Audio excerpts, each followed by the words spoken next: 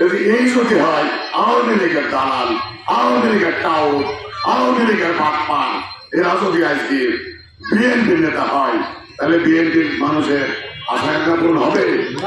হবে। তাহলে এদের প্রতিহত করতে হবে। কমিটি পকেট কমিটি করে তারা আবার নেতা হওয়ার খাই দেখছে। এই খায়েশ তাদের পূর্ণ হবে না ভাইয়েরা আমার। এই কমিটিতে 1 নম্বর যাকে যুগ্ম আহ্বায়ক করা হয়েছে ওই মুজিবনগরের আমিরুল সাহেব। এই আমিরুল সাহেব একটা ভার্চুয়াল মিটিং 7ই জানুয়ারির আগে ভার্চুয়াল মিটিং মেবি ডিসেম্বরের 26 তারিখ 27 তারিখ হবে 23 সালে। ওনাকে বলেছিল কেন্দ্র থেকে আপনি আপনার যে এই যে আন্দোলন চলছে আপনি কি ভূমিকা রেখেছেন? উনি বলছেন 28 অক্টোবরের পর আমি আত্মগোপনে চলে গেছিলাম আমি ভয়ে।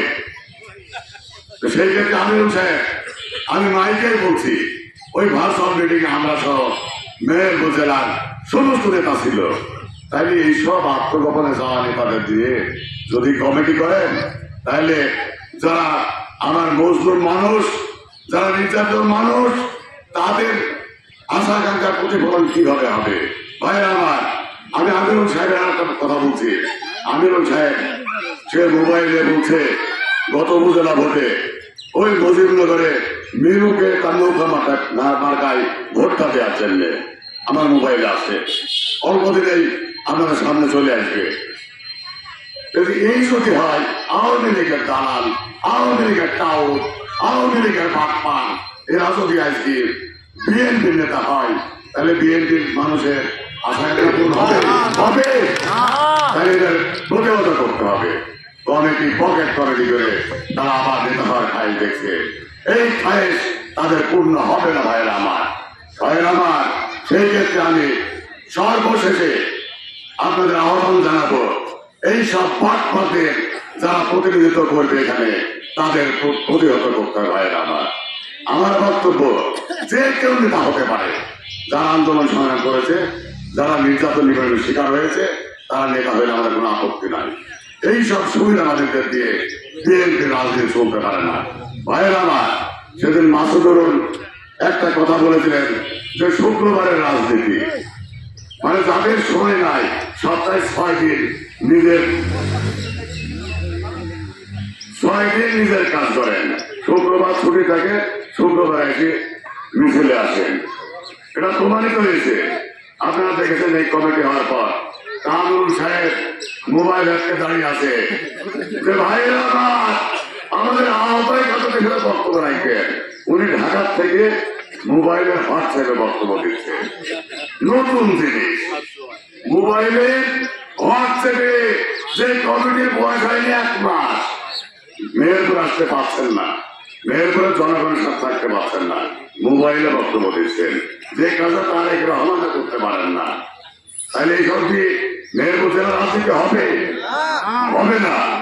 এদের বাদ দিয়ে আমাদের আহ্বান যে মেহেরপুরে যারা অবস্থান করে তারা গণমানুষের নেতা, তাদের দিয়ে নতুন কমিটি করতে হবে।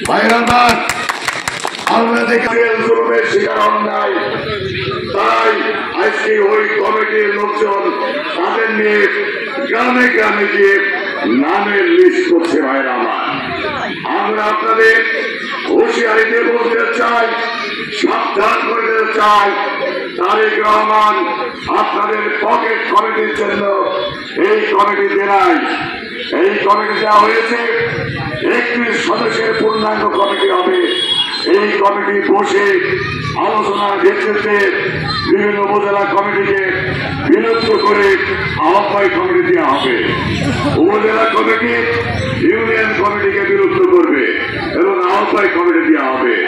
ইউনিয়ন কমিটি বিভিন্ন ওয়ার্ডে গিয়ে এই যে আপনাদের মতো বসে বেশি থাকবে তাদের নেতা নির্বাচিত করতে হবে। এইভাবে ওয়ার্ড থেকে ইউনিয়ন, ইউনিয়ন থেকে উপজেলা, উপজেলার পর প্রত্যক্ষ ভোটে জেলা নির্বাচন করা হবে। আমরা দেখছি যে ওই মির্জন সাহেব আর এদিকে কামরুল সাহেব পকেট কমিটি করার এক ধরনের অভিলাষ নিয়ে মাঠে আছে। আমি আপনাদের কথা দিয়ে রাখছি, ওনারা যে ষড়যন্ত্র করুক না কেন, এই ষড়যন্ত্রে ওনারা কোনোদিন কামিয়াবি হতে পারবে না। আমার আপনারা কামিনী উপজেলার মানুষ, আপনারা দেখেছেন এই কমিটি হওয়ার পর এই মির্জন সাহেবের লোকজন গাঙ্গী উপজেলার অফিসারদের উপর এক ধরনের মারধর, নির্যাতন এবং ব্যাপকভাবে চাঁদাবাজি করেছে। আপনারা দেখেন আমার মোবাইলে এই সব ছবিগুলি আছে। তারপরে আমরা দেখেছি যে অফিসাররা ওদের বিরুদ্ধে মানববন্ধন করেছে, দেখেছেন মানববন্ধন করেছে, তার ছবি আমার মোবাইলে আছে। শেষ পর্যন্ত অফিসাররা সিদ্ধান্ত নিয়ে তাদের বিরুদ্ধে মামলা পর্যন্ত করেছে।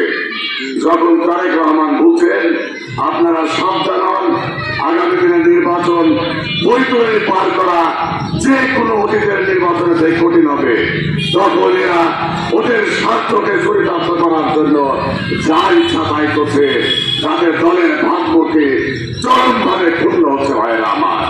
সেই ক্ষেত্রে ওনারা, আমি একটা কথা বলতে চাই, ওনারা যে কাজই করুক না কেন, আমি আপনাদের কথা দিয়ে যাচ্ছি, ওনারা সফল হতে পারবেন না।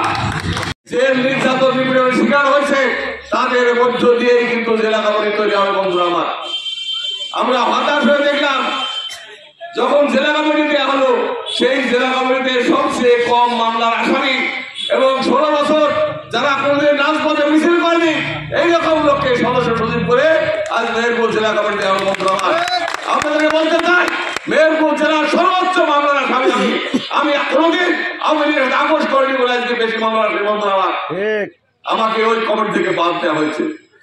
আমজাদ হোসেনকে সদস্য করা হয়েছে, মাসুদ অরুণকে সদস্য করা হয়েছে।